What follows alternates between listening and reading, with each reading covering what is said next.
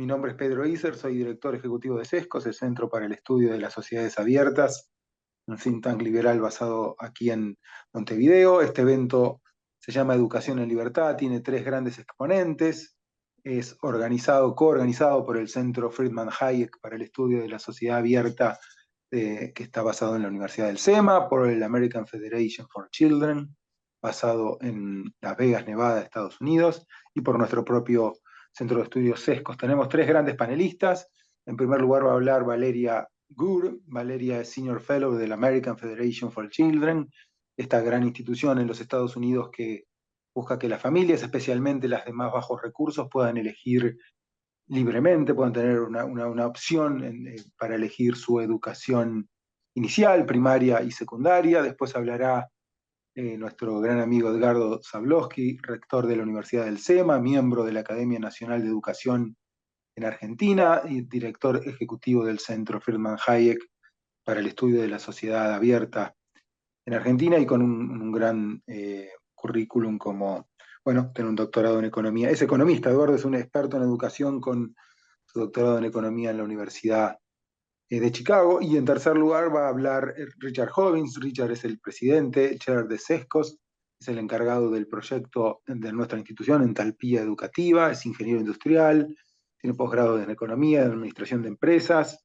es gerente industrial en Montepaz, vicepresidente de la Asociación de Ingenieros y representante en el directorio de la Caja Profesional, ha sido miembro del consejo directivo del British Schools, que es un colegio muy importante aquí en Montevideo y en Uruguay en general. Ha sido colaborador del Centro de Estudios del Partido Nacional, entre otras distintas actividades. Así que bueno, es un gran gusto poder estar con ustedes en esta discusión.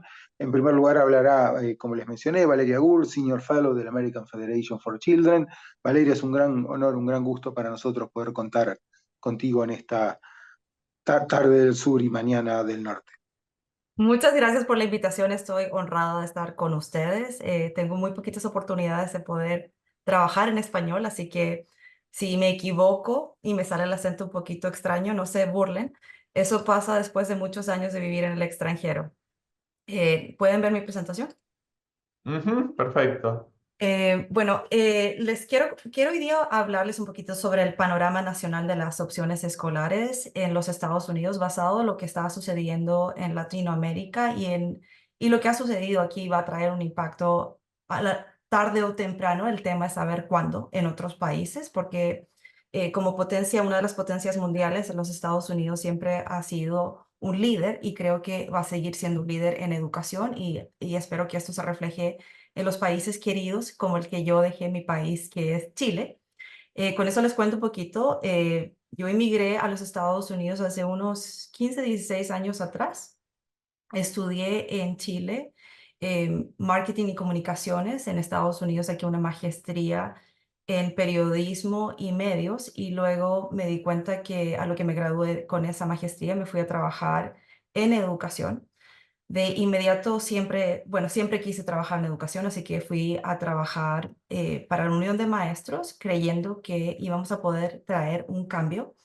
A los 2 años de estar ahí me di cuenta que ese cambio no iba a suceder en esta organización, que solamente se enfocaba en manejar el poder y no necesariamente ayudar a los niños, ni diversificar la educación, ni tampoco querer la voz de los padres o los estudiantes metidos. Encontré opciones escolares mientras trabajaba en una organización de estudios y policies de la Universidad de Nevada, conocida como UNLV, y me enamoré de la causa. Desde ahí, desde que empecé a trabajar en opciones escolares, nunca más he querido trabajar en algo más. La Federación Americana para los Niños es parte de American Federation for Children, una organización que partió en el 2004, conocida como la Alianza por School Choice, y luego en el 2009 se formó esta organización a modo más formal para poder hacer lo que se necesita hacer en este país para reformar la educación. Somos una de las organizaciones, si no la organización más importante de los Estados Unidos, que ha estado detrás eh, de cambiar el panorama educacional. Entonces, nuestra misión como organización es empoderar a las familias lo que nos hace diferentes es que nosotros nos enfocamos en empoderar a las familias de bajos ingresos con la libertad de elegir la educación para sus hijos que sea la mejor para el kindergarten al 12º año. Y cuando digo que nos hace diferentes es que cuando nosotros pensamos en crear propuestas de leyes, siempre estamos pensando en cómo estas pueden ayudar primero a los niños de bajos recursos. Si bien nosotros creemos que estas pólizas deben ayudar a todos, también nos encargamos de que los primeros sean los niños que se han quedado históricamente en los Estados Unidos por detrás, que casi siempre son los niños hispanos. Si tú miras todas las formas en cómo se analiza la educación es conocido como the NAEP score o la tarjeta del progreso. Tú ves que la comunidad hispana está atrasada en matemáticas y lectura hasta 2 años en comparación a sus contrapartes blancas. Una vez se creó esta organización, cuando yo entré a bordo, me di cuenta que la comunidad de la población hispana es muy grande en los Estados Unidos y faltaba información. Entonces lanzamos, yo no soy la que creó The American Federation for Children, solamente yo soy quien fundó la parte hispana de esta organización y se ha creado con mucho cariño una organización que puede traer información, investigación, recursos y ayuda. Nosotros nos enfocamos en lo que importa y lo que importa es ayudar a que se pasen programas en todo el país, resaltar las voces de nuestros estudiantes y los padres que quieren opciones escolares y también que exista nuestra presencia a nivel nacional. Creo que yo siempre digo que para que los hispanos tengan un asiento en la mesa en este país, nosotros tenemos que estar preparados. Y para eso también nuestras caras y nuestras voces tienen que ser escuchadas. Lo que yo he hecho es enfocarme escribo artículos literalmente todas las semanas y he sido entrevistadas por cientos de canales en los Estados Unidos, ya sean en español o en inglés, pero también es en empoderar a los líderes y a los niños y crear la nueva arma de opciones escolares ha sido parte de mi trabajo. Estoy honrada de decir que tenemos líderes hispanos en educación en más de 30 estados participando, ayudando a hacer este trabajo en los propios estados. Y estas son las fotos de todos ellos, dando entrevistas, trabajando con legisladores, en escuelas y ayudando, que era algo que no existía hace unos pocos años atrás. Pero quiero partir para los que nos están escuchando, muchísimas veces nosotros hemos decidido que a nivel nacional tenemos que elegir el término que vamos a utilizar. School choice, si bien es muy conocido, opciones escolares no lo era. Y a veces tú escuchas opción de escuela, opciones educativas. Nosotros en las organizaciones nacionales hemos armado una alianza para decir, vamos a utilizar un término para que este término también, como school choice se hizo conocido, se haga conocido. Pero en términos generales, opciones escolares es la posibilidad que una familia tiene de elegir una escuela de kindergarten al 12º año. Para muchos esto ha sido una realidad. Ellos pueden, en los Estados Unidos, te asignan un código postal y dependiendo de ese código postal, tú tienes que ir a una escuela. Yo sé que este no es el caso. Muchísimas veces en Latinoamérica, tú puedes ir a cualquier escuela. Se usa el término en Estados Unidos escuela o colegio. Se utiliza casi siempre escuela. Yo sé que en Chile, Argentina y Uruguay, tal vez colegio significa un colegio privado y una escuela. Aquí en Estados Unidos, escuela puede ser pública o privada. Esto ha sido una realidad para las familias que tienen fondos en los Estados Unidos, tener acceso a una escuela de calidad, pero no muchísimas veces para las familias que no tienen los medios económicos.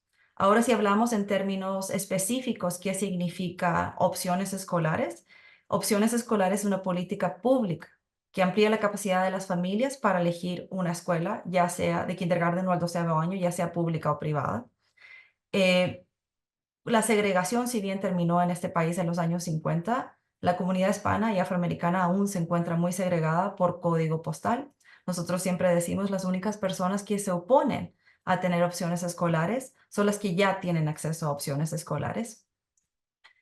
Hay muchísimos estudios que muestran, y estos no son los únicos, por eso quiero que se refieran a nuestra página, la Federación Americana para los Niños, para ver más, pero los estudios académicos que han sido unos de los más importantes, la mayoría muestran que los efectos competitivos de las opciones escolares muchísimos ayudan en la puntuación o en las notas. las opciones escolares han mostrado que ayudan a los niños que literalmente les estaba yendo mal en una escuela tradicional pública a que les vaya mejor. Pero también estos programas, en vez de quitarle fondos a las escuelas privadas, en muchos casos ahorran dinero a los contribuyentes. Y esto es porque en Estados Unidos cada niño y cada estado determina por niño cuánto dinero se le entrega.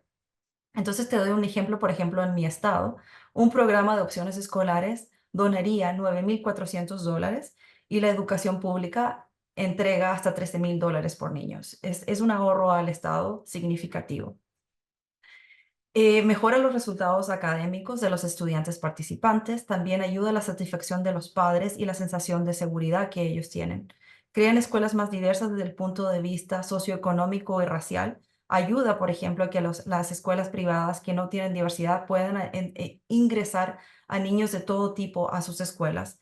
Y también nosotros creemos que la competencia ayuda, y lo vimos en la Florida. La Florida ayuda a que el sistema educacional mejore. En la Florida, por ejemplo, era un estado con una población diversa y latina muy alta. Hace más de 10 años, hace menos de 10 años, perdonen, estaba en número 43 en los rankings educacionales y en unos solo pocos años han pasado a ser número 3 y número 1 en temas de calidad. No solamente ha ayudado a las escuelas públicas a que sean las mejores en el país, sino que ha traído libertad educativa. Entonces, cuando muchísimas veces dicen la competencia va a dañar el sistema educacional público, eso es una mentira. La competencia en este caso ha ayudado a mejorar y a satisfacer las necesidades de muchos. Pero algo que se me ocurrió agregar a última hora es que muchísimas veces cuando hablamos de lo que es calidad educacional, las voces de los padres se omite y muchísimos de los burócratas que quieren crear un sistema educacional para las familias se olvida de la voz de los padres.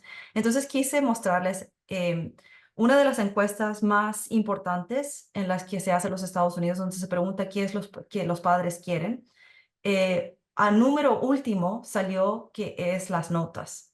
Si bien ellos quieren calidad académica, quieren un ambiente seguro, ubicación, políticas disciplinarias, tamaños de clase.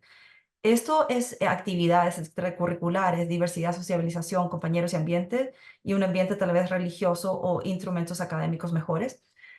Muchísimas veces omitimos y pensamos que hablamos de la calidad educativa solamente basada en el nivel de notas. Y eso es erróneo y es así como se mide muchísimas veces la calidad educacional en los Estados Unidos. El NAEP Score literalmente mide las notas de la lectura y matemáticas y omite muchísimas veces lo que los padres quieren.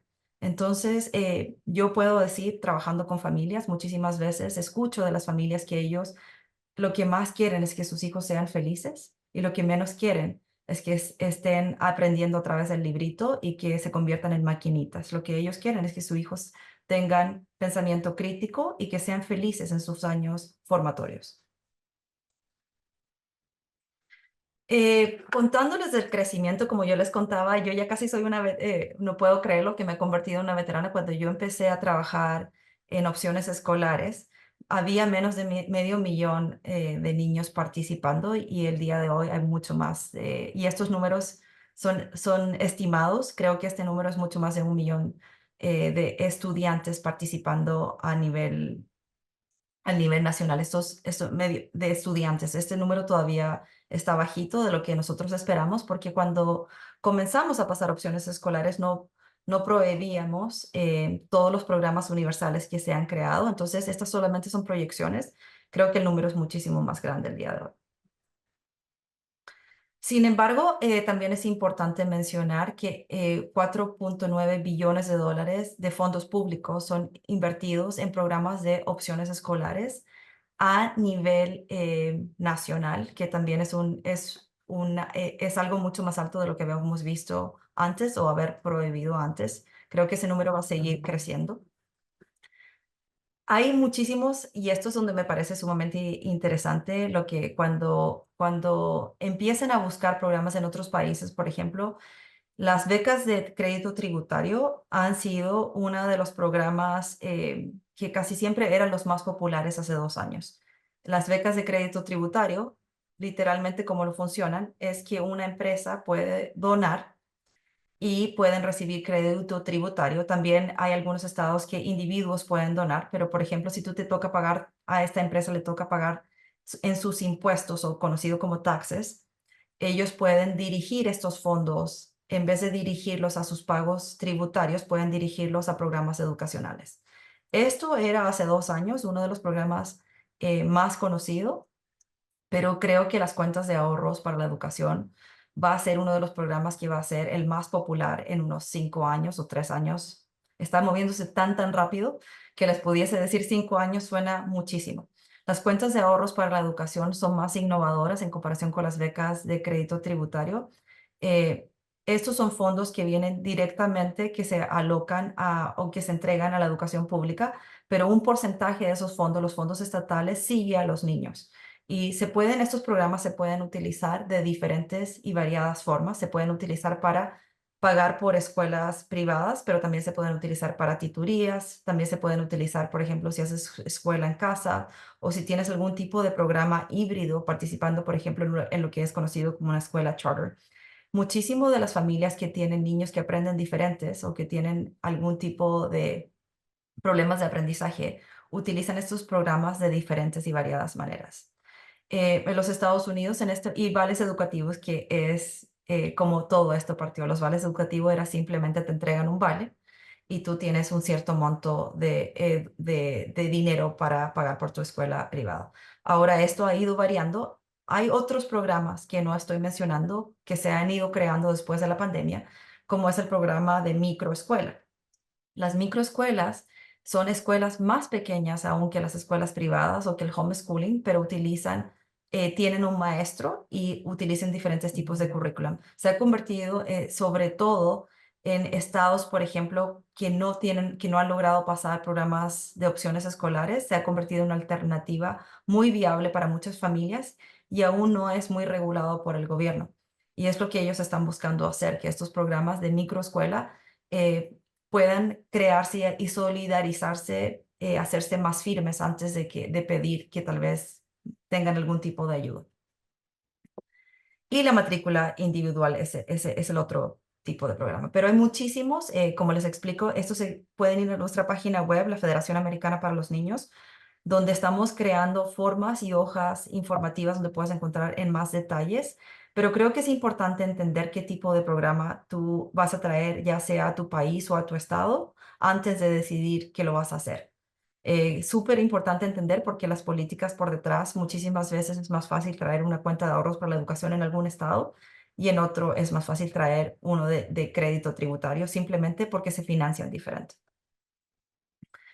Em, Esto es un poquito más de lo mismo, pero si tú miras en perspectiva, hay muy poquitos, esto ya se ha convertido casi en una realidad a lo largo de todos los Estados Unidos. Hay solamente muy poquitos estados que no tienen algún tipo de programa de opciones escolares, ya sea privado o público.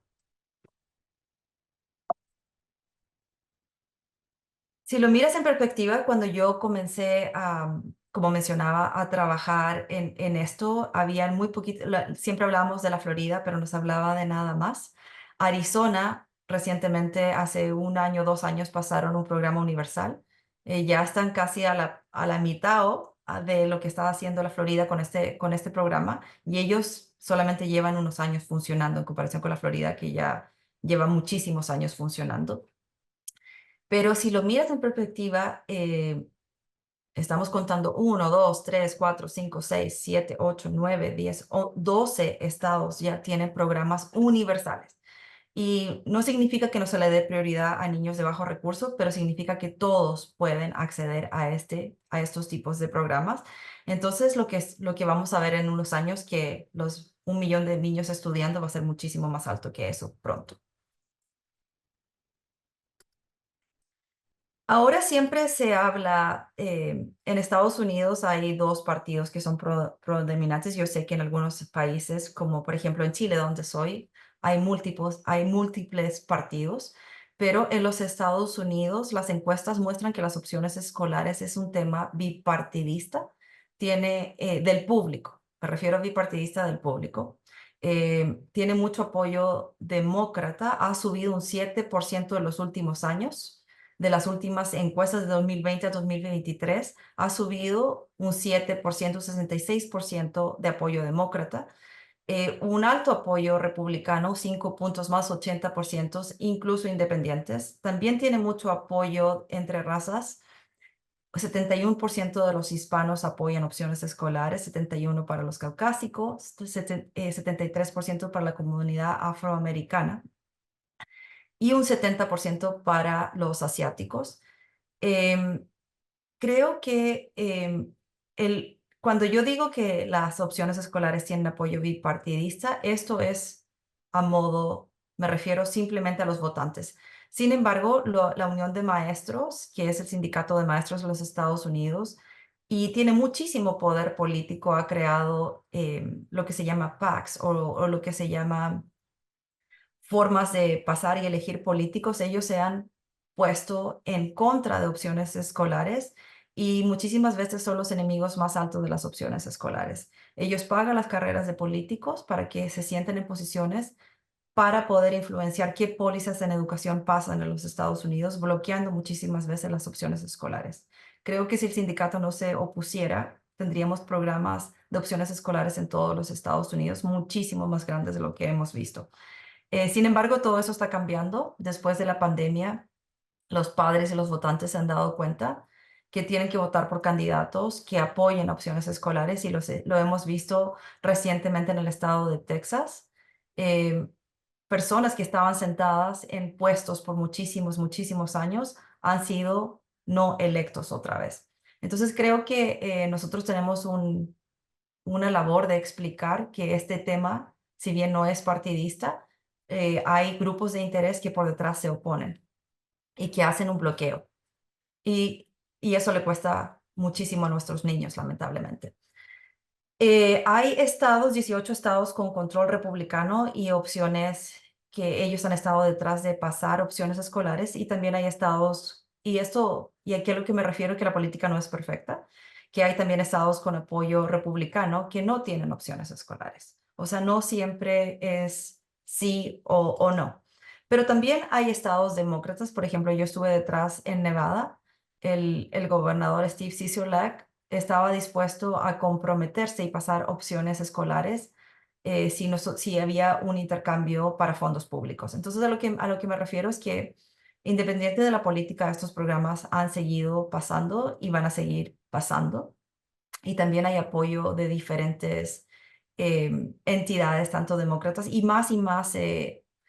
No hace mucho vimos en Nebraska que acaban de pasar opciones escolares también. Vimos a muchos demócratas que han decidido que van a apoyar opciones escolares porque opciones escolares cuando comenzó en los Estados Unidos partió con muchísimos líderes civiles de civil rights leaders, personas que estuvieron en contra del racismo en los años 50 y 60. Así fue como partió, tuvo el apoyo de César Chávez y muchísimos otros líderes. Entonces, es importante recordar esto. También una de las cosas que siempre se habla en temas de opciones escolares es que hay muchísima oposición en las áreas rurales.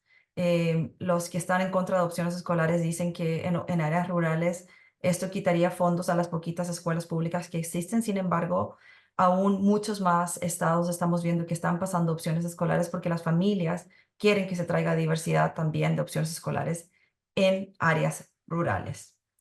Em, en Idaho esto fue uno de los casos. Muchísimas familias les toca manejar horas de distancia para poder simplemente llegar a una escuela de su gusto cuando la escuela asignada no les funciona.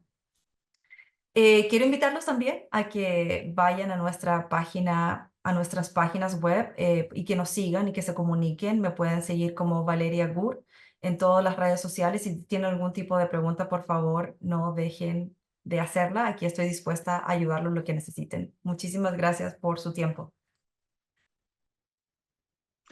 Muchísimas gracias a ti, Valeria. Muy, muy fascinante tu descripción y análisis de lo que pasa en los Estados Unidos con las opciones escolares o school choice. Así que pasamos entonces ahora a la presentación de Edgardo Zablosky, rector de la Universidad del SEMA y director del Centro Friedman Hayek para una sociedad libre. Edgardo, el gran gusto de siempre de saludarte. Gracias, Pedro. El gusto es mío. Y gracias, Valeria. Estaba escuchando atentamente un mundo mejor, porque están tan lejos de nuestra realidad, este, que ojalá pudiésemos, no sé, ir acercándonos gradualmente a lo que pasa en cualquiera de los estados que mencionaba. Yo sigo un poco a Florida. Eh, Dado que, bueno, este panel tiene participantes no tan solo de Argentina, sino bueno, también de los Estados Unidos y de Uruguay, voy a contar un poquito a ver, nuestra realidad, que es bastante peculiar, por cierto, y voy a seguir un poco con la idea que plantea Valeria de las opciones escolares, los vouchers educativos, como comúnmente los llamamos aquí en la Argentina. Em, Trataré de no ser muy largo, seguro no lo voy a hacer. A ver, pongamos la foto de qué es la Argentina. La Argentina es un país donde los chicos no necesariamente van al colegio, porque, por ejemplo, ayer hemos tenido otro de los tantos paros docentes que tiene el nuevo gobierno desde que asumió. Es muy simple. Cada vez que un gobierno de la oposición, sea cual sea la palabra oposición, se encuentra en oficina, por así decirlo, eh, bueno, los paros docentes son algo habitual, pero para entender la magnitud de lo que estoy hablando, años atrás, antes de pandemia, año 2017, si no me equivoco, por ejemplo, en una de nuestras provincias, en Santa Cruz, hubo más de 100 días seguidos de paros docentes. Esa es la foto. Wow. La provincia de Buenos Aires, la provincia más grande y más rica, por cierto, una de las más ricas de la Argentina, un par de años anteriores se hizo el cálculo que un chico que se graduaba en el high school, en el colegio secundario nuestro, había perdido algo así como, no sé, 78 días de clase en los 6 años de su escolaridad. A lo que voy estamos hablando que los chicos no van al colegio, literalmente. Es obvio que si van al colegio pueden aprender o no, como bien mencionaba. Nosotros tenemos un escenario donde muchas veces los chicos no van al colegio. En pandemia, sencillamente fue un horror. La diferencia entre los chicos que iban a colegios de gestión privada, porque básicamente aquí no son públicos, son privados, sino que todo es público, pero la gestión es distinta. Tuvieron clase, los chicos pobres, y hablemos en español, no tenían clase, sencillamente no han tenido clase casi 2 años porque por la influencia del sindicato docente no se podían abrir los colegios. Aparte había un gobierno que estaba claramente asociado a los sindicatos docentes y bueno, esa era nuestra realidad.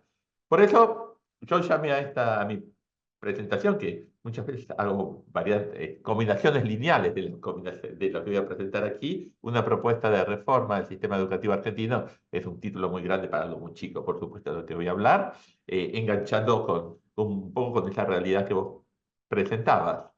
Eh, Antes que nada, y antes de entrar a hablar del tema que es School Choice, que es donde estamos todos alineados, lo primero que necesita mi país es que haya clases y por ende una ley, porque eso sí se puede hacer, porque nosotros tenemos el mismo escenario que ustedes tienen en los Estados Unidos, que la educación es federal.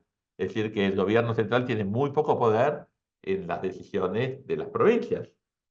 Pero sí podría sacar una ley que determine que la educación es un servicio esencial, con lo cual se regularía el derecho de huelga en la actividad, salvando distancias, algo así como aquello de Reagan con los controladores aéreos, muchos años atrás. Esto se ha intentado muchas veces, siempre se fracasó por el poder de los sindicatos, pero si no se logra que los chicos estén en el aula, todo lo demás no sirve. Ahora bien, esto no va a salir, no va a salir.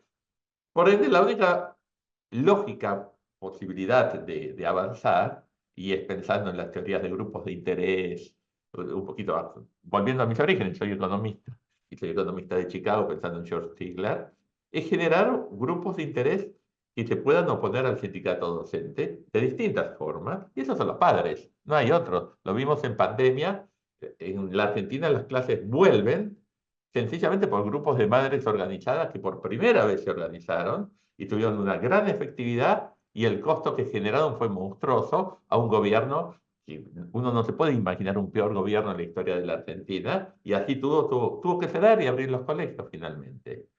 Pero para que los padres puedan actuar, tiene que haber incentivos. Si no, nadie trabaja sin incentivos. Y el principal incentivo es enterarse lo mal que están los colegios.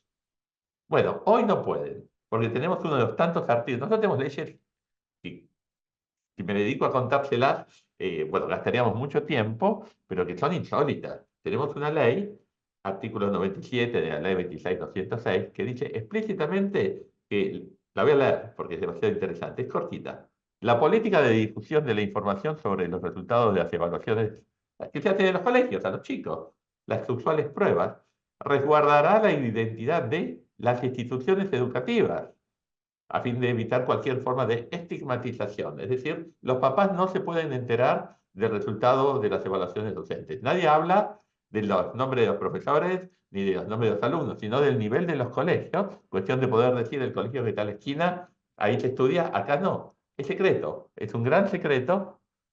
Esto es obviamente lo que el sindicato docente y toda esa estructura inmensa que está en la educación argentina se ocupa de que no se pueda hacer público. Eso es muy bueno lo que decís, Valeria. Eso, por eso es una gran diferencia. Acá los papás no saben lo que pasa en los colegios y bueno,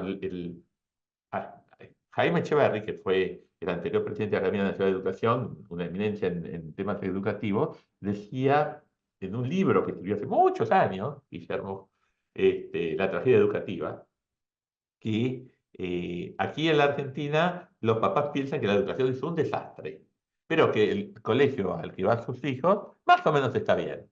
O sea, obviamente es una imposibilidad lógica que esto suceda, pero si no hay información, esto no se puede solucionar. Así que si no se logra modificar este artículo, que por cierto el actual gobierno plantea modificarlo dentro de esa famosa ley bases, está la propuesta, estuvo, no sé si ahora estará, creo que no, la propuesta de modificación de este artículo.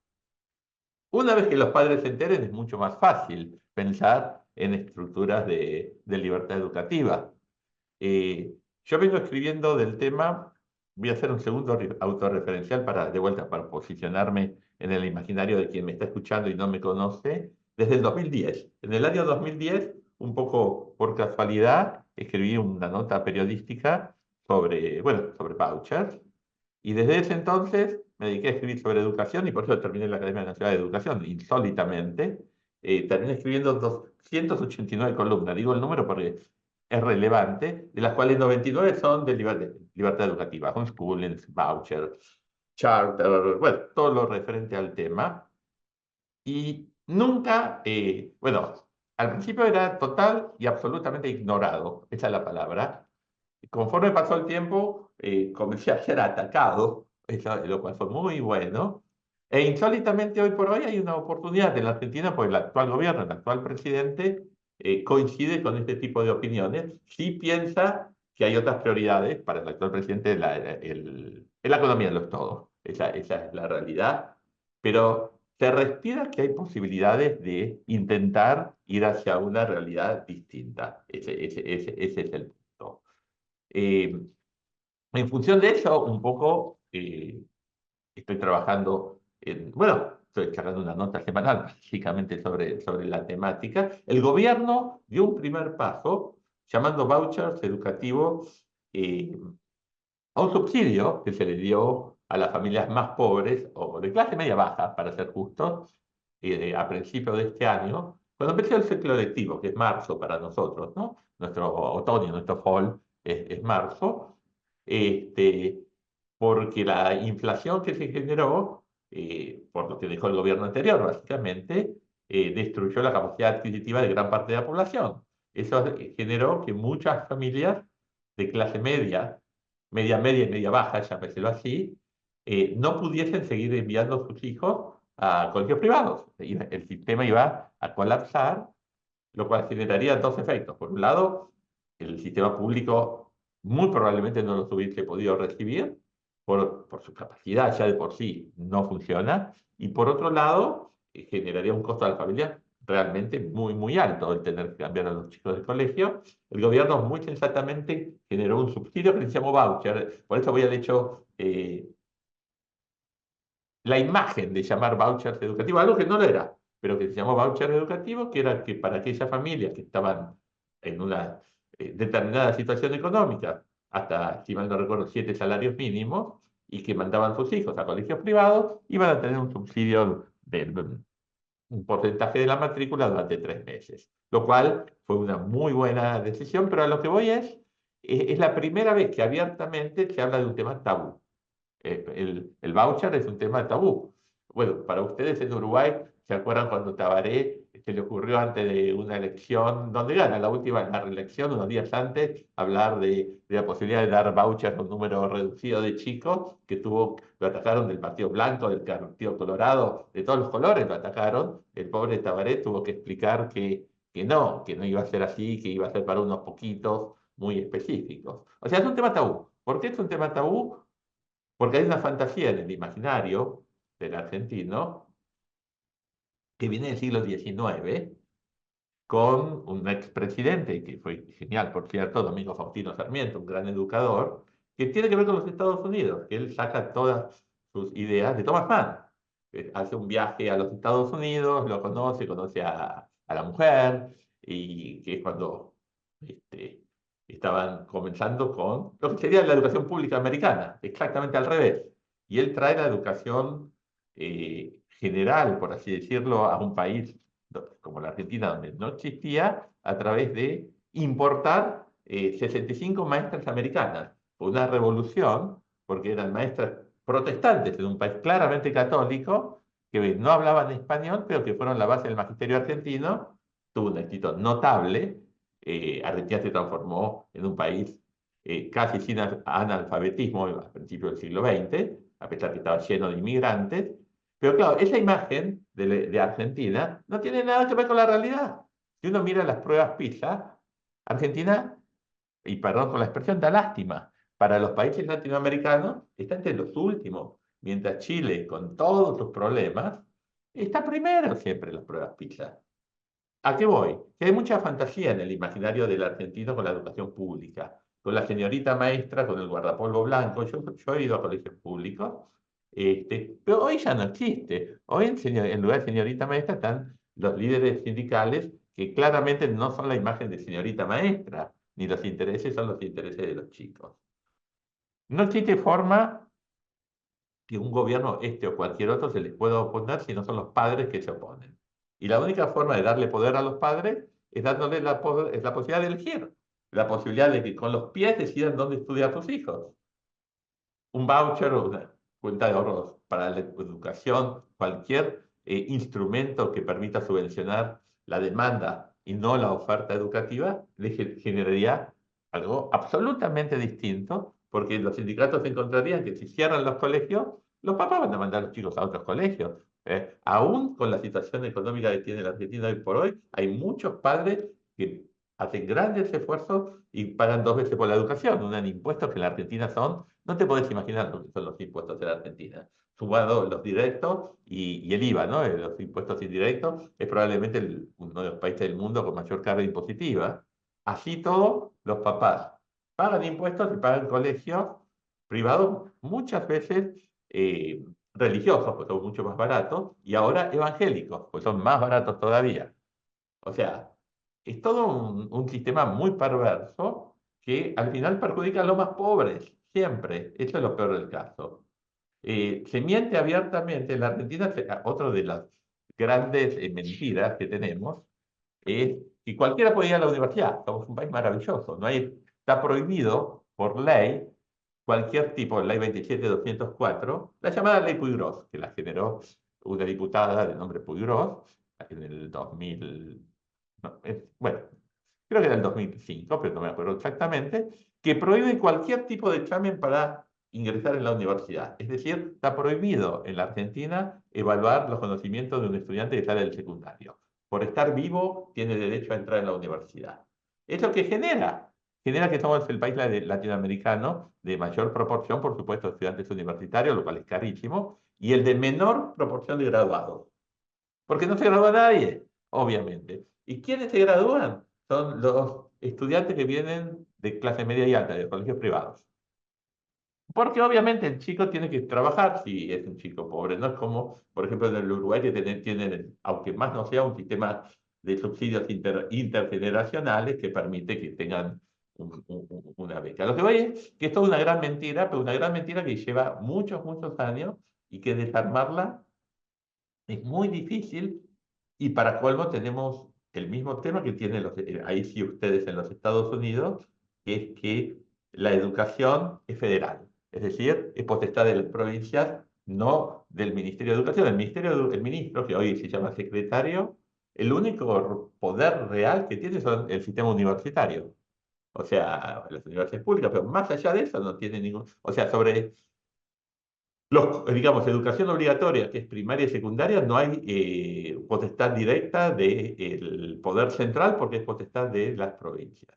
Para terminar con una nota de optimismo, eso genera, por un lado, que sea muy difícil, pero por otro lado, que si se logra que algún gobernador, así se llama en nuestro país, quien está a cargo de las provincias, o de la ciudad de Buenos Aires, vea la luz, por así decirlo, pero vea la luz, este, políticamente, como que es un elemento para frente a una elección que puede traer votos, se puede lograr experimentar en alguna provincia propuestas de libertad educativa. Estoy convencido de eso. Yo estoy tratando de elegir dónde es el mejor lugar para poner, llámeselo así, las fichas, porque alguien tiene que ver que esto es un activo político de importancia, de ser el primero. Alguien tiene que ser el de Santis, por así decirlo, de la Argentina, ¿no? Bueno, hasta ahí llego. Yo creo que es mucho más interesante escucharte a vos. Gracias. Muchísimas gracias, Edgardo. Un gran gusto escucharte. Y bueno, ahora pasamos a la presentación del presidente de SESCO, Richard Hobbins, aquí en Montevideo. Adelante, Richard, un gusto estar contigo. Voy a ver si puedo compartir. A ver si esto anda hoy. Creo que sí. Voy a agrandar un poquito más acá.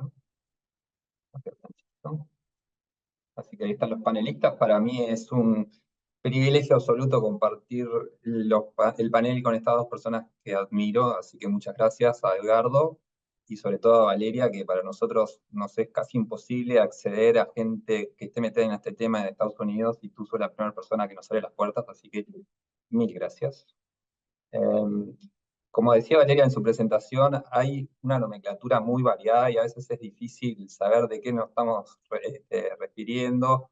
En Estados Unidos originalmente había mucho tema de escuela charter, después se diversificó, hay un montón de palabras raras y bueno, hoy Valeria hizo bien en juntar todo en school choice o en opciones escolares. En Chile creo que se llaman subvencionadas, en España las concertadas, en Nueva Zelanda creo que se llaman Schools of Tomorrow, después está como en Argentina los vouchers, cheques, vales educativos, más o menos, si bien no es todo lo mismo, estamos hablando de distintos formatos de libertad educativa. Esto estoy hablando para gente que tiene poco contacto con esto, sobre todo en Uruguay. En Estados Unidos es más conocido y en Argentina, como está en la prensa últimamente, capaz que lo teníamos claro. Es un tema internacional, hay montones de países que tienen distintos formatos y hay bastantes correlaciones para mostrar, como mostraba Valeria, la ventaja de ir a estos modelos y cada país tendrá, y cada estado, cuando son federaciones, países federales, tendrá su formato más conveniente, no hay por qué fotocopiar y hacer lo mismo en todos los países y en todos los estados, está bueno que se adapte a cada lugar. Y ahora vamos a hacer un pequeño recorrido por algunos países que son de influencia para Uruguay, Estados Unidos, por supuesto. Eh, Como decía Valeria, en los últimos años hubo un crecimiento muy importante de lo que son opciones escolares y está bueno entender cómo miércoles hicieron en Estados Unidos para crecer cuando en otros países nos cuestan tanto. Entonces, ahí voy a poner un poquito de atención y voy a poner bastante poco en lo que ha hecho la organización, especialmente la organización de Valeria Burr, de la American Federation for Children. Acá simplemente muestro que el modelo de opciones escolares en sus distintos formatos ya llegó básicamente a un 7% de los alumnos de Estados Unidos en sus distintos formatos. Los números que mostraba Valeria eran mucho menor, Las fuentes pueden ser distintas y pueden depender de qué modelos estamos hablando, pero ha Sí, tenido un crecimiento. yo solo mostré para Qatar ahí, solo mostré los privados, sin incluir las escuelas charters. Ahí va. Pero para mí lo relevante es que está creciendo de una forma fantástica en Estados Unidos, ¿sí? Y entonces hay que tratar de entender por qué crece, qué herramientas han usado. Hay un personaje de la sociedad, sí, lo compré también por Amazon, el libro. El trabajo que hace la American Federation for Children es obviamente el más importante. Como ven, se va ramificando, ahora tiene su parte en castellano que lo lleva adelante Valeria y crece y crece. Tienen un personaje estridente muy interesante, que lo sigo hace años, que usa algunas herramientas que creo que son la clave del éxito de la American Federation para que crezca esta modalidad de educación libre, donde los padres son los que tienen el poder. Y yo identifico que la publicación de encuestas ha sido fundamental. Edgardo lo hablaba también cuando decía que no se puede publicar la información en Argentina, entonces no hay información, no hay encuestas, no hay nada, y los padres no se pueden empoderar y hacer de driver para el mundo político, ¿no? Las encuestas que publican permanentemente American Federation for Children, donde muestran que cada vez tienen más apoyo de los padres, creo que es una herramienta fundamental que tendríamos que usar en Argentina, en Uruguay, en los países a donde queremos hacer crecer. Para eso se necesitan fondos, hacer buenas encuestas, hacerlas sistemáticamente, 2 veces por año, 1 vez por año, lo que sea, y publicarlas y gastar mucha plata en difusión de esas encuestas, porque cuando vean que los padres realmente quieren, los políticos no van a tener más remedio que aflojar. La pandemia fue un elemento también determinante. Ahí quedó en evidencia que los sindicatos en Estados Unidos no estaban muy alineados con la educación, estaban más alineados con su poder, como decía Valeria, con su bolsillo, y esta persona, Corey DeAngelis, lo remachó a todo el sindicato en Twitter, en todas las redes sociales, mostrando todas las barbaridades que hacían los dirigentes sindicales, manteniendo las escuelas cerradas, mientras que ellos estaban de vacaciones en México durante la pandemia. Entonces la pandemia fue algo importantísimo y sobre todo las redes sociales es algo que también tenemos que usar mucho más si queremos poder cambiar la opinión pública con respecto a, a este que está reteniendo en Argentina, en Uruguay, a los políticos de aprobar las leyes correctas. Bueno, acá el gran enemigo de Valeria y de Corey, ella es la líder sindical de la educación en Estados Unidos, se llama Weingarten, en el alemán, ¿no? Randy Margarten, es fatal, fatal, y están permanentemente la American Federation of Children mostrando todas las inconsistencias y cómo realmente están deteriorando la educación los sindicatos. En eso quiero hacer una aclaración, a mí no me gusta demonizar a los sindicatos en Uruguay, así que voy a tratar de evitarlo, pero es lo que hacen en Estados Unidos, ¿no? Por lo menos AFC. Y como decía Valeria, están habiendo resultados electorales basados en esto. En el 2001, el caso de Young King, pero hay muchos otros casos más interesantes, más recientes. En Chile, como decía Edgardo, es un caso paradigmático para Latinoamérica. Son normalmente los que tienen mejores resultados y son los que han utilizado esta herramienta de School Choice desde hace muchos años. Y fue una herramienta o un elemento crucial en las últimas elecciones, donde claramente Boric estaba en contra y Katz estaba a favor. ¿Qué pasaba en España? En España ahora gobierna el Partido Socialista. La ministra de Educación, Celaá, impulsó leyes para trancarlos, allá se llaman las escuelas concertadas, ¿no? Medio parecido a lo que hace Miguel Cardona en Estados Unidos, poniendo palo en la rueda para que no puedan desarrollarse, para trancar.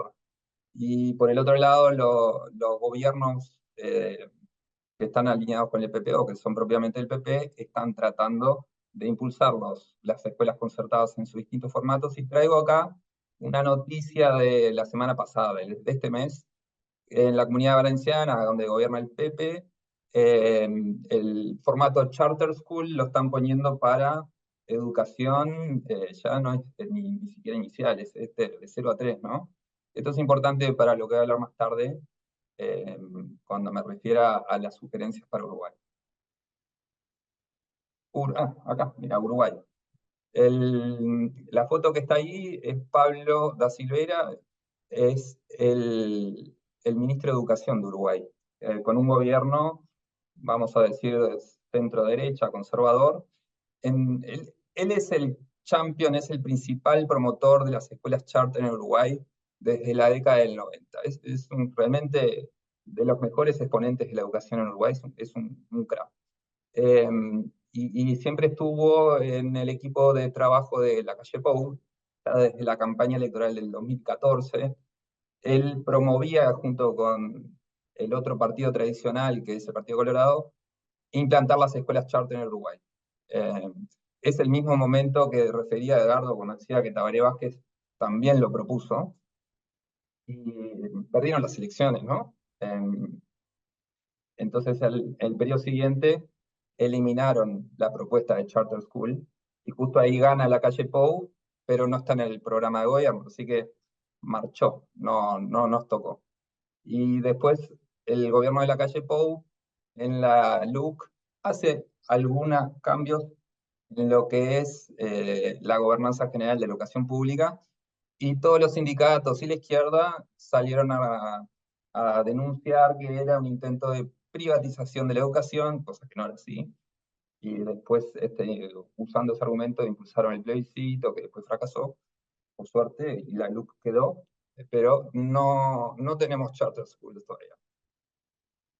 El tema de los sindicatos en Uruguay, que es muy fuerte, como decía, no me gusta demonizarlos. Ellos han hecho un trabajo, un libro sobre los intentos de privatización en la educación uruguaya, que es una maravilla. Se los recomiendo a todos leerlo, es realmente muy bueno. Llegan a las conclusiones equivocadas, pero lo que quería demostrarles de este libro es que es un libro que está hecho en Uruguay para Uruguay, pero con todo el apoyo económico y técnico de la Unión Australiana de Educadores. Lo que les quiero demostrar es que los sindicatos de la educación están organizados mundialmente para bloquear lo que es la libertad educativa. No es algo que pasa espontáneamente, solo aislado en Argentina, en Estados Unidos, en Uruguay, donde sea, en Chile o en España, donde están recontraorganizados tratando de bloquear esto.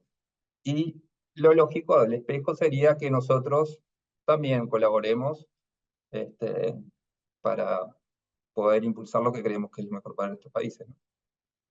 ¿Qué más tenemos de Uruguay? Bueno, nosotros en Uruguay en la educación no tenemos el sistema de charter o school choice, opciones escolares, pero tenemos una herramienta que son los centros CAIF, que funcionan como vouchers, ¿no? Es el mismo mecanismo. Es para los niños más chicos, ¿no? Hasta 3 años. Los centros CAIF además están localizados en los barrios más pobres en general. Están en todas partes, pero donde tienen más impacto es en los barrios más pobres. Es una maravilla, no sé si, Eduardo, tenés contacto, conocimiento de los centros CAIF, pero tienen la opinión pública sobre los centros CAIF es excelente. No hay ninguna persona en Uruguay que te diga que el centro CAIF está mal. Pero nadie sabe, nadie lo tiene claro que son sistema charter, ¿no? Se le paga un cheque a la ONG por cada alumno que atienden, y originalmente tenían incluida, y fíjense que son chicos hasta 3 años, ¿no? Y el paralelismo con Valencia. Tenía incluida la parte de educación. Y en el 2018, por medio de un decreto, el Frente Amplio hace una modificación, le baja de 3 a 2 años a los centros CAIF y le saca la parte de educación. Entonces fue un retroceso. Lo poquito que teníamos fue para atrás. El Frente Amplio es la izquierda del gobierno que gobernó durante 15 años. Cuando gana la coalición, el gobierno de la calle Pou revierte ese decreto y los centros CAIF vuelven a tener la parte de educación, recuperan un año y volvemos por lo menos a estar a donde estábamos antes. algunas cosas que son importantes porque mucha gente puede pensar que sí. Bueno, la propuesta nosotros le llamamos entalpía educativa o education enthalpy. Yo soy ingeniero, entalpía quiere decir la suma de energías, y es un paralelismo donde lo que pretendemos es que se sumen las energías y que no sea un monopolio del Estado, de los sindicatos, que se sume la energía de los padres, de las familias, de toda la sociedad. Entonces, para avanzar, creo que en Uruguay sería muy fácil, porque ya está la parte legal de los CAIF, extender el mismo modelo a la educación primaria, inclusive a la educación secundaria, ¿por qué no? Y para que tengan una idea que no le sacaría financiamiento crítico, nada, quiero que vean que la buena educación que se le da a los vouchers son 6.500 pesos uruguayos por mes por niño a las ONG de los centros CAIF. Mientras que una cuota en un colegio de barrio periférico, digamos, pobres, son 4.500 pesos por mes. O sea, eh, sobraría plata si el Estado financiara a, a las, a las escuelas, a las ONG que están en los barrios más pobres. Bueno, esa es la propuesta de Education Enthalpy que les quería presentar hoy. Y tengo un par de diapositivas más. Bueno, esto es lo que les estaba diciendo recién. Y para cambiar la opinión pública, creo que hay que copiar a lo que hace AFC. No hay más remedio que pagar encuestas, difundir las encuestas para cambiar la opinión pública, que ya está ahí. Hay que hacerlo en base a los centros CAIF, que son los que ya tienen una imagen tremendamente positiva en Uruguay. Y el último concepto que les quería decir es que el mundo tecnológico está avanzando de una forma demencial, con la inteligencia artificial sobre todo, y va a cambiar muy rápido, y si no nos subimos a esos cambios tecnológicos, vamos a tener un drama en el futuro. Y la única forma de hacerlo es a través de las instituciones privadas, porque a menos que sean países muy, muy avanzados, como capaz que Finlandia o países así, los cepos que hay en la educación pública y en los sindicatos no van a permitir que tomemos provecho de lo que son los avances tecnológicos en la educación. Así que es fundamental abrazarnos a lo que son opciones escolares en el futuro si queremos no quedarnos recontra rezagados, ¿sí? Voy a dejar de compartir. Bueno, hasta ahí llega mi presentación. Muchas gracias. Muchísimas gracias, Richard. Muy, muy interesante, muy, muy profundo tu descripción de lo que pasa en Uruguay en perspectiva comparada. Bueno, excelentes presentaciones de los tres. Algunas preguntas que han surgido. La cuestión de los sindicatos está siempre, más allá de que uno tenga que quiera ahondar por allí o no, está siempre presente como un actor que en conjunción con parte del aparato estatal ha tendido a entorpecer procesos de reforma y de federalización. En ese sentido, mi pregunta para ti, Valeria, en un país tan federal, ¿no? Nosotros tenemos aquí, hemos tenido 3 países, 2 son federales, los Estados Unidos muy federales, o de los 3 el más federal. Argentina tiene un federalismo formal, donde las provincias tienen mucho peso en algunos aspectos, sobre todo para vetar, pero tiene una relación con el poder central bastante compleja y en un punto enfermiza. Y Uruguay, un país con buenas instituciones políticas y con un sistema político unitario, ¿no? En los 3 están presentes los sindicatos en uno y otro nivel. En los Estados Unidos, en tu experiencia, Valeria, ¿hay sindicatos y sindicalistas que en un punto han sumado a la cuestión de la reforma o simplemente han entorpecido? Para ti, Edgardo, la pregunta es sobre, mencionaste, bueno, tiene que haber un punto de lanza, una provincia o jurisdicción, que podría ser la Ciudad Autónoma de Buenos Aires. ¿Cuál sería para ti estratégica y políticamente y por qué? Y la pregunta para Richard tiene que ver con la real capacidad en esta discusión, en la campaña electoral. Uruguay tendrá elecciones presidenciales en octubre próximo. ¿Cómo se está dando el debate educativo? Tú dijiste que en el 2014 la actual coalición de gobierno que perdió había incorporado la cuestión de las opciones educativas, esos vouchers la sacaron en el 2019 y ganaron. ¿Cómo está la cuestión para el 2024? ¿Qué dice eso del real estado de la cuestión, más allá de los centros CAIF y de lo importante que han sido? Eh, ¿Cuál es el grado de real dificultad en un país unitario, con cierta desconfianza al sector privado, ¿no? Una histórica desconfianza del sector privado, para incorporar el debate a la campaña electoral? ¿Y cómo ves la viabilidad para el próximo eh, proceso electoral, asumiendo que, por supuesto, la coalición de gobierno gane? Así que bueno, Valeria, empiezo por ti en esta primera tanda de preguntas. Adelante. Claro que sí. Mira, súper buena pregunta y quiero atacar 3 puntos de lo que me preguntaste. Mira, los sindicatos son una entidad política. Si bien me parece justo decir, porque yo trabajé para una y tengo experiencia en el tema, me parece justo decir, como dice Richard, no quiero atacarlos en todos, porque hay cosas que sí son buenas. Si se enfocasen solamente en mejorar las condiciones de los maestros y ayudarlos a que ellos pudieran ser los cocineros que ellos decidieron ser, porque creo que los maestros son las víctimas de los sindicatos. Muchísimos de los maestros entran a esta posición queriendo ayudar a los niños, o sea, toma a un tipo de profesional que literalmente se dice en español, eh, son personas que son súper poco egoístas, que tienen un amor por la educación tremendo, y ellos se merecen que los sindicatos se preocupen por ellos. Ahora, el problema al que yo tengo con los sindicatos es que se ha convertido en una entidad política que se mete en todos los temas de educación porque ellos quieren monopolizar la educación y como ellos creen que se hace. Tienen miedo a la competencia, tienen miedo a la diversidad y el pluralismo en educación. Entonces, no, ellos no ayudan. Es más, ellos han creado en todos los estados entidades políticas, recaudan fondos de dinero para pelear en política cada candidato y que gane. Entonces, se usa el término PAC aquí en Estados Unidos, que es que quiero que lo busquen porque es sumamente importante. Creo que me parece acotar lo que tú mencionabas, Richard, que sí es importante que tengan lo que se llama polling o encuestas, pero es mucho más allá de eso. Lo que mi organización hace, que nos hace diferente y porque somos una de las más importantes, es que no solamente nos enfocamos en la difusión de lo que nuestros niños hacen, de los beneficios, pero también nos metemos, si encontramos, o sea, ¿cómo puedo literalmente? Nosotros agarramos nuestro palito y decimos, si ustedes están en contra de las opciones escolares, no son un amigo.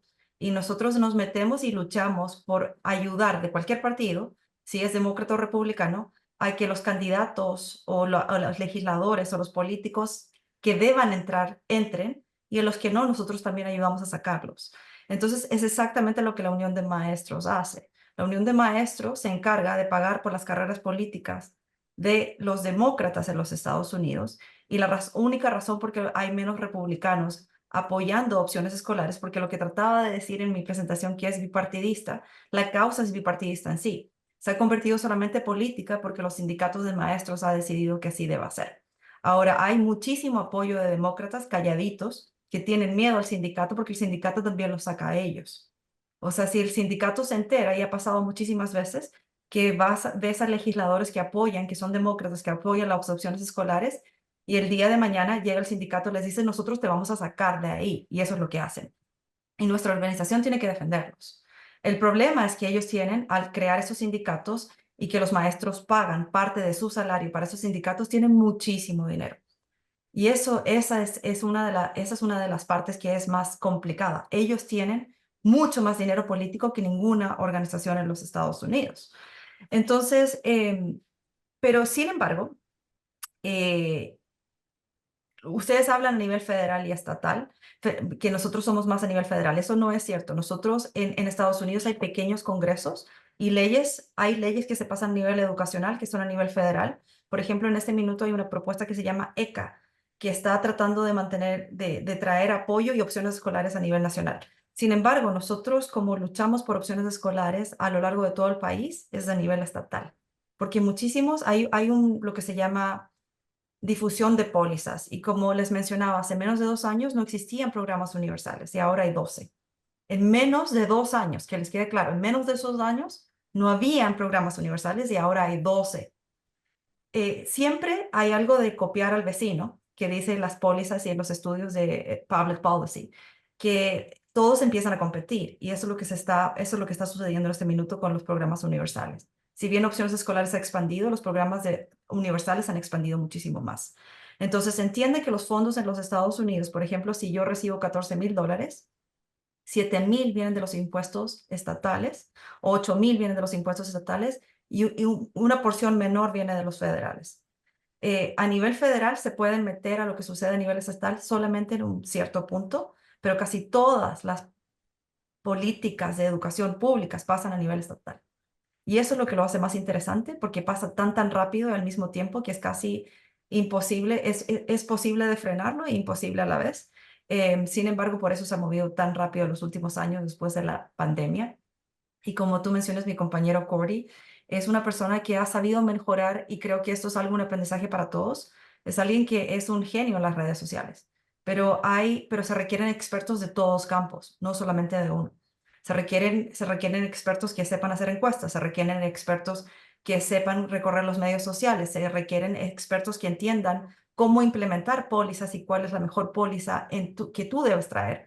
Porque, si bien les decía, Education Savings Accounts tal vez es muy buena para un lugar, pero si no tienes el apoyo político en otro va a ser más difícil pasarla. No que no sea buena, sino que es difícil pasarlo. Entonces, entender lo que el público quiere es sumamente importante y lo que los stakeholders quieren. Si vas a tener, si te puede ser una muy buena idea, si no tiene apoyo político, no va a pasar. Pero también tienes que traer, por ejemplo, en mi experiencia, que soy una de las únicas que ha logrado pasar opciones escolares en un estado que era demócrata, con 3 casas demócratas, es el aprendizaje de cómo negociar. Hay que saber negociar y no todo es blanco y negro. Entonces, por ejemplo, yo he negociado con los sindicatos de maestros, especialmente durante la pandemia, para poder mantener el pequeño programa que tenemos aquí en Nevada, que se llama la Beca de la Oportunidad. Ellos querían millones de dólares para la educación, simplemente no habían los fondos. El gobierno no podía pagar para darle más fondos a la educación ni a los maestros. Y yo tuve que ir a buscar a la comunidad de negocios y pedirles si ellos iban a pasar un impuesto en ayuda tanto a las escuelas públicas como a los niños que querían opciones escolares. Ahora, el modelo educativo más exitoso en este minuto, uno de los más exitosos de opciones escolares públicas, son las escuelas charters. Hay muchísimo que aprender de ellos y la comunidad hispana, sobre todo durante la pandemia, eligieron las escuelas charter simplemente porque son gratis y si bien son escuelas públicas, son administradas por entidades privadas. Y lo que ellos han hecho diferente es que ellos pueden traer modelos educativos que vayan a la par con la comunidad y con lo que los padres quieren por escuela y tienen toda la autonomía de cambiar esos programas si no funcionan rápidamente. Entonces es como literalmente ir a una escuela privada, pero los papás no tienen que pagar y muchísimas veces los que se han visto más beneficiados es la comunidad hispana. Durante la pandemia vimos que casi un 80% de los niños que se fueron a escuelas charter fueron hispanos. Gracias por la pregunta. Muchas gracias a ti, muy clara tu respuesta y explicación. Valeria, Edgardo, paso la palabra Ok. en esta pregunta sobre, bueno, básicamente cuál estratégicamente y políticamente pensando, cuál sería un buen lugar para empezar y por qué jurisdicción. Ok, antes de ir a tu pregunta, cuando terminabas, Richard, tu exposición, me quedaba pensando y te quería preguntar, así luego, si tenés algo, podés mencionarlo. Si sigue rigiendo, creo que sí, en el Uruguay la ley que permite el financiamiento de liceos como Impulso, por ejemplo, que Sí, son sí. básicamente experiencias charter. No son charter, pero son lógicas muy independientes y tienen un éxito brutal que en la Logrando. Argentina no hay nada parecido. Pero bueno, Sí, voy un poco a tu pregunta ahora, Pedro. Yo creo que el lugar natural es la ciudad de Buenos Aires. ¿Cuál es el tema con vouchers y con permitir la competencia entre el sector privado y, bueno, y las escuelas públicas y que los papás decidan en función de sus gustos, de las habilidades de los chicos, de sus valores? Nosotros tenemos un tema de valores importante con la llamada Ley de Educación Sexual Integral, que para mí debería ser decisión de los papás, ni prohibirla, ni que sea obligatoria. No, me parece natural que es decisión de los padres, que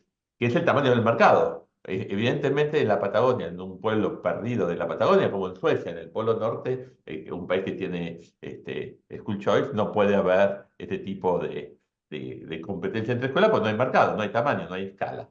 Así que la ciudad de Buenos Aires suena que es el lugar natural. Ahora bien, hay un tema presupuestario importante. Un porcentaje de los estudiantes de la ciudad de Buenos Aires del ciclo primario y secundario, por así decirlo, ya van a escuelas privadas, por lo cual darle un voucher a todo el mundo es claramente colapsa el sistema, no es financieramente factible. Pero sí sería factible, por ejemplo, pensando en la visión de Gary Becker, ya no de la de Friedman sobre el tema de vouchers, de dárselo a los pobres nada más. Por ejemplo, la Ciudad de Buenos Aires lo llevó a la práctica, un mecanismo similar al gobierno nacional este año respecto a la clase media baja que estaba enviando sus hijos a colegios privados, con darle un subsidio para lo mismo, la misma lógica de evitar que abandonen los colegios. Se puede buscar un criterio similar para el resto de las familias que envían sus chicos a colegios públicos, y darle un voucher por el valor de educarse en la ciudad de Buenos Aires en un colegio público, por supuesto, para que decidan qué hacer con eso, si llevar a sus hijos a un colegio privado o mantenerse en el colegio público donde están. Es totalmente lícito. Es decir, darle un grado de libertad adicional a familias que hoy no lo tienen y a ver qué pasa. Es un experimento. El punto es que tiene que haber algún incentivo político para que un gobierno intente hacerlo. La ciudad de Buenos Aires es una ciudad donde a ver, la vieja, es más, lo tengo aquí. En realidad está en mi tacho, en el cesto de basura que tengo al lado mío, porque yo cuando doy charlas siempre uso ayuda a memorias. Aquí lo tengo, no lo usé. Esta es la foto de Friedman, que alguna vez Friedman decía, la voy a leer textualmente: yo culpo a las personas bien intencionadas que envían a sus hijos a escuelas privadas e imparten cátedra a las clases inferiores sobre la responsabilidad de enviar a sus niños a escuelas estatales en defensa de la educación pública. Esto lo decía en el New York Times Magazine en el 75. Esa es la foto de Buenos Aires a las 7 de la tarde, donde los intelectuales de izquierda están arreglando el mundo mientras mandan sus chicos a los colegios privados. Si uno hace una encuesta con los miembros del Congreso, que uno habla de libertad educativa y, bueno, es un tabú, todos defienden, la gran mayoría defiende la educación pública. Sarmiento y el guardapolvo blanco, vamos a descubrir que mandan sus hijos o mandaron sus hijos a colegios privados. Esa es la foto de la Argentina. Lo cual entonces lo hace difícil, porque para un jefe de gobierno de la Ciudad de Buenos Aires es ponerse contra todo el status quo. Tiene que haber un premio electoral importante. Hago un pie de página y con esto termino. A diferencia esto es un poquito para Valeria la realidad, somos dos países muy parecidos y muy distintos, porque nuestra constitución, en cierto aspecto, Alberti la pensó a imagen y semejanza de la constitución americana, un genio, por supuesto, Alberti, pero tenemos listas sábanas, no tenemos un sistema electoral por distrito. Es decir, acá sencillamente, en una provincia, en lo que sería un estado en los Estados Unidos, el señor feudal, que normalmente el gobernador es un señor feudal, poco menos en muchas provincias, arma la lista entera con primos, tíos, amantes, etcétera, de la familia, y eso puede ser Y la gente no sabe a quién vota. Uno conoce al número 1 o 2 de la lista y nada más. No es que se pueda estar empujando para un diputado nuestro, que sería un representante de ustedes, porque tiene una cierta idea, pues la lista entera. Entonces hay mucho menos grado de libertad. Cambiar el sistema electoral sería fenomenal en la Argentina, Sí, y pero elegir también, o sea, quiénes corren. O sea, nosotros creo que bueno, eso es aquí no se elige quiénes corren.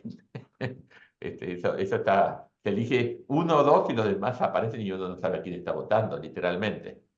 ese es el problema. Ahí hay un problema tremendo. O sea, Más nosotros vale. recomendamos, yo por ejemplo, cuando hablo y doy entrevistas, siempre les digo, los papás me preguntan, ¿qué podemos hacer para ayudar? Mi primer consejo es decirles, cuando vayas a dar tu voto, averigua si esta persona apoya opciones escolares y la educación pública. Aquí Si es imposible. ya. Eso tiene que cambiar, tienen que empezar a encontrar líderes que empiecen a hablar de la revolución educativa y qué significaría. Y eso le dice, y eso de que tienen, o sea, internacionalmente que existen todos estos nuevos conceptos, tenemos que ponernos de acuerdo. O sea, somos opciones escolares, somos revolución educativa, somos cuál es el concepto, porque las familias cuando tratan de navegar estos sistemas no entienden de qué estamos hablando. Entonces es sumamente importante qué es lo que queremos hacer, qué programa, lo llamamos opciones escolares a nivel general, pero también que cuando este concepto se crea, que los políticos que están corriendo, si no están con nosotros, hay que explicarles por qué deben estar con nosotros y por qué deben irse en contra y si no, quitarlos. O sea, tengo muchísimas personas que trabajan en esto y simplemente dicen eso. O sea, si ellos nos van a tratar que como somos, así la educación, así como de las factorías, ¿cómo se dice? Como las fábricas. Las fábricas, que todos somos iguales y que todos aprendemos de la misma manera y que todos vamos a salir de estas maquinarias de la misma forma, nosotros tenemos que empezar a hacer lo mismo con los políticos. O sea, tenemos que empezar a decirles, oye, si ustedes nos van a tratar así, nosotros así mismos los vamos a ir a quitar. El problema es que la Unión tuvo tanto acceso a poder por tanto tiempo que están acostumbrados a que nadie los contradiga y todo el mundo le tiene miedo. Y lo que Suena nos... conocido. Ajá. Entonces Suena muy conocido. lo que Corey y lo que él ha sido un brillante en hacer es utilizar los medios sociales para decir nosotros no tenemos miedo, tú tienes miedo.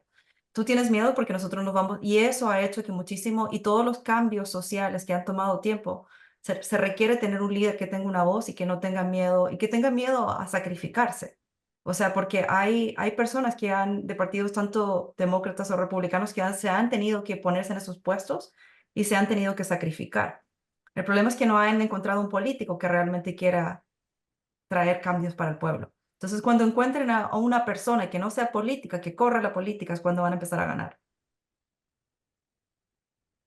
Gracias. Bueno, respecto a la Excelente, Valeria. pregunta Te paso la de palabra, Richard. Uruguay, este año hay elecciones, la respuesta general es un rotundo no, no hay chance que al final haya un programa de gobierno de la coalición, y ahora después vamos a hacer el desglose.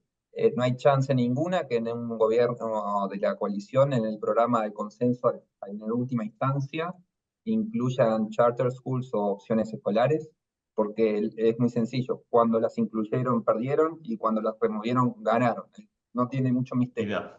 Mira. Ahora bien, cuando haces el desglose, igual que pasó en el 2014, igual que pasó en el 2019, ahora primero tenemos las elecciones internas, los candidatos, los precandidatos en las elecciones internas que quieran capturar el voto más, digamos, de gente que quiere esto, lo va a plantear, a ver si gana en la interna de su propio partido.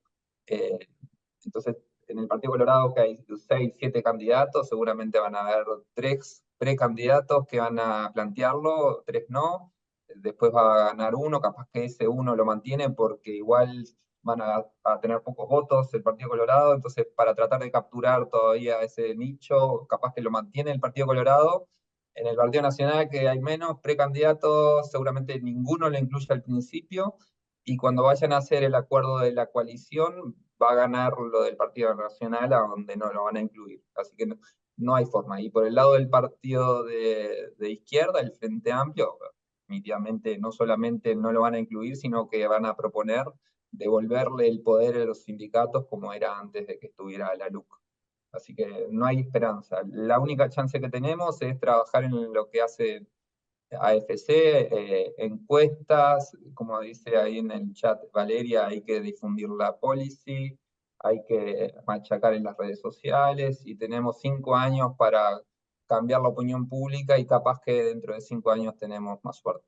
Y creo que es importante rescatar la voz de los padres y de las familias. Muchísimas veces nosotros los escolares o las personas que nos gusta la academia, nos gusta escribir, no nos olvidemos de también hablar de las historias terribles que nuestras familias viven. Y creo que por ahí es donde empiezas a cambiar también corazones, porque cuando las familias se empiezan a enterar, o sea, yo les cuento de casos de niños que se han matado. Eso lo vemos casi todos los días. Se matan porque son víctimas de bullying y nadie hace nada.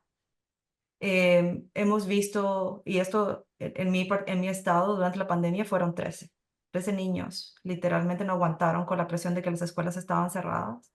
Pero también casos de bullying que que las familias se quejan y los distritos no hacen nada. Pero también casos de que los niños no están leyendo. En mi estado, por ejemplo, que es un estado que tiene un nivel de hispanos muy alto, más de un 40%, ningún niño está leyendo a nivel en ningún grado.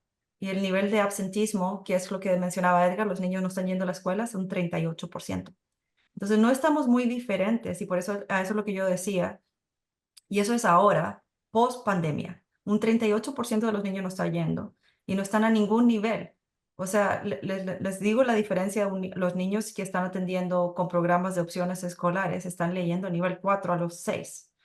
Esa es la diferencia y la diferencia es tremenda y no solamente tiene problemas como lo que hace al país, sino que lo que sucede es que los niños no creen que deban ir a la universidad, no creen que son inteligentes y los perdemos a las pandillas, los perdemos con expectativas bajas y creemos que los niños, porque vienen de bajos recursos, no pueden hacer más. Y ellos creen eso y el problema es que estas escuelas, lo que yo les trataba de explicar, muchísimamente no tiene nada que ver con lo académico. Son tan pequeñas que ayudan a estos niños a que ellos crean en sí mismos. Y eso es lo que está ayudando muchísimo estos programas, sobre todo a las familias que vienen de bajos recursos. Les enseña a estos niños que independiente de donde tú vengas, tú eres capaz de hacerlo todo. Y ese es casi el mensaje que nosotros difundimos, porque todas las historias de todos los niños con los que yo trabajo a nivel nacional que se han graduado son las historias del papá que era pescadero, son las historias de la mamá que era una empleada doméstica, son la misma historia mía, la historia de la mamá que no sabía leer ni escribir, que se vino de un campo y que va a ser la primera que se gradúa con un doctorado en los Estados Unidos. Entonces, creo que ustedes tienen que abrirse a hablar de esas historias que son dolorosas también y contar esas historias y los cambios que realmente quieren ver, porque ahí es cuando empiezas a cambiar como la mentalidad de una comunidad.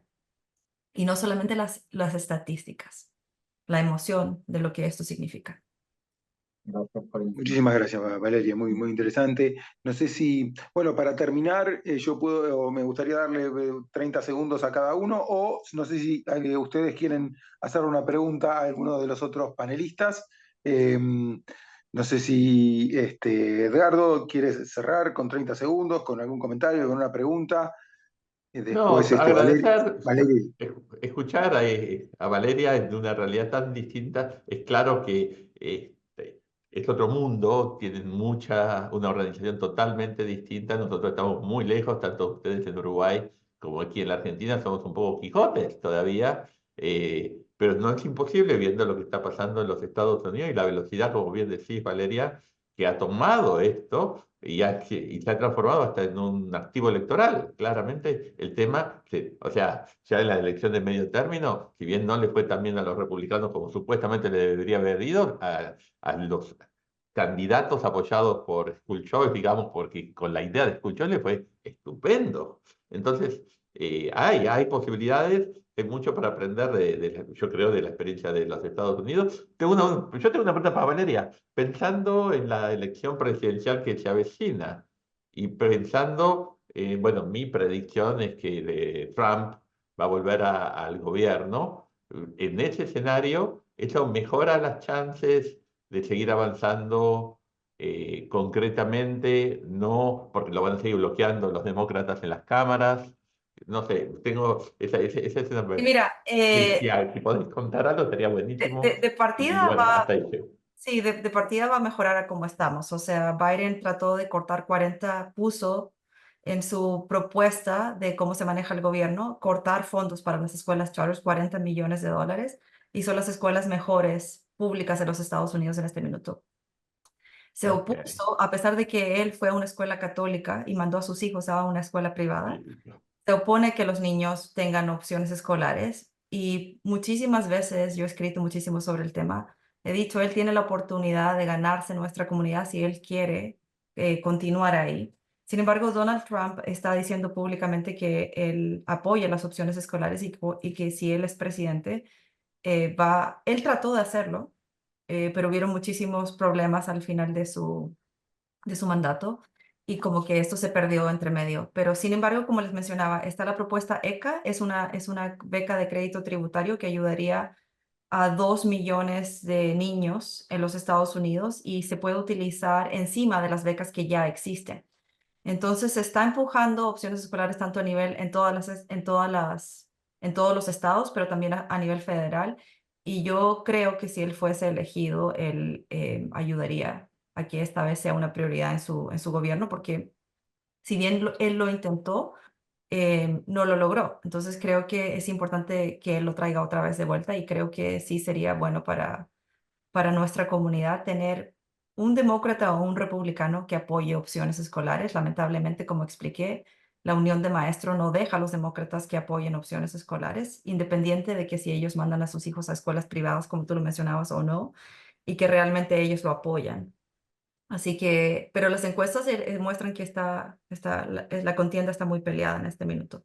Sí, no puedo anticipar qué va a pasar, pero es de esperar que lo que suceda venga a ayudar a los Estados Unidos en temas de opciones escolares. Bueno, Ok. muchísimas gracias, Valeria. Preguntan dónde se pueden encontrar tus artículos y después le paso la palabra a Richard Hoggins para que cierre. Ha sido un gran honor para nosotros poder hacer un evento con la American Federation for Children, con la Universidad UCEMA y esperamos poder volver a encontrarnos. Así que, bueno, ¿dónde se pueden encontrar tus artículos, Valeria? Y le paso la palabra a Richard después para que cierre el evento. Muchísimas gracias. Pedro, tan solo una pregunta antes. ¿Viajas a Guatemala? Sí, Eh, sí, nos vemos en eh, Guatemala.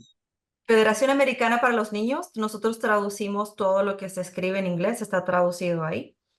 No se rían si la traducción no está perfecta, pero en un intento de traer la información al español, todo el artículo que escribo, pero también simplemente le hacen Google y se van a donde dice noticias y van a ver todos los artículos que he escrito. Llevo unos 2 o 3 años escribiendo artículos. Ok. Gracias por la No, oportunidad. gracias a vos.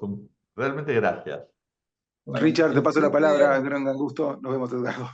Nos gracias. El cierre vemos. solamente para agradecer y para decir que estoy feliz de poder haber compartido con Edgardo y Valeria este panel y tengo la esperanza de poder seguir juntándonos con nosotros y otras personas para ir sumando más fuerza internacional. Así que muchas gracias, buen fin de semana para todos y ánimos. Buen fin de Gracias. semana y gracias de vuelta. Ha sido un gran gusto, un gran abrazo para Nos todos. vemos. Muchas gracias.